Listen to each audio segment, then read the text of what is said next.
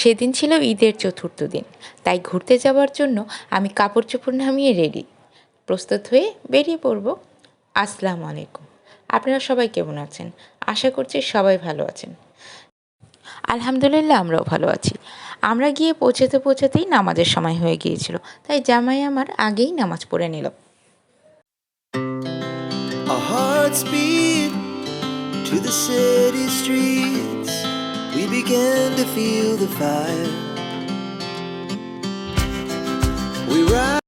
আমরা গিয়েছিলাম সাভার জাহাঙ্গীরনগর বিশ্ববিদ্যালয়। আমার এই জায়গাটা খুবই ভালো লাগে। সাভার জাহাঙ্গীরনগর বিশ্ববিদ্যালয়ে আমি অনেকবার গিয়েছি। আর সেখানকার খাবার দাবারের কথা তো আর বলার কিছুই নেই। আপনারা সবাই জানেন বটতলার খাবার যেমন স্বাদ তেমন সস্তা। এখানকার বেশিরভাগ হোটেলে নানান পদের ভর্তা, মাছ ভাজা আর নানান পদের আইটেম দিয়ে ভরপুর থাকে। এমন কিছু নেই সেখানে আপনি পাবেন না।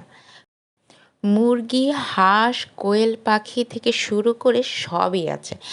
এমনকি নানান পদের মাছও থাকে, ছোট মাছ, বড় মাছ সবই। নানান পদের শাকও থাকে। তাই এইখানে গিয়ে খাওয়া দাওয়া করতে আমার খুবই ভালো লাগে। দেখুন না কী যে একটা অবস্থা, আপনি কী দিয়ে যে খাবেন ভেবেই পাবেন না।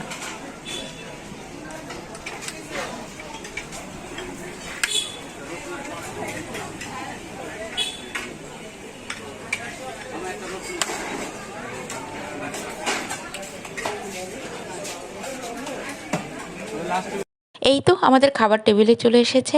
আমাদের খাওয়া দাওয়া আমরা শুরু করে দিয়েছি। আমরা তেমন কিছু নিইনি, কয়েক পদের ভর্তা, টার্কি মুরগি আর হাঁস নিয়েছিলাম। সবগুলো খাবারই আলহামদুলিল্লাহ খুবই ভালো ছিল। আর ভর্তাগুলো তো অনেক মজা ছিল।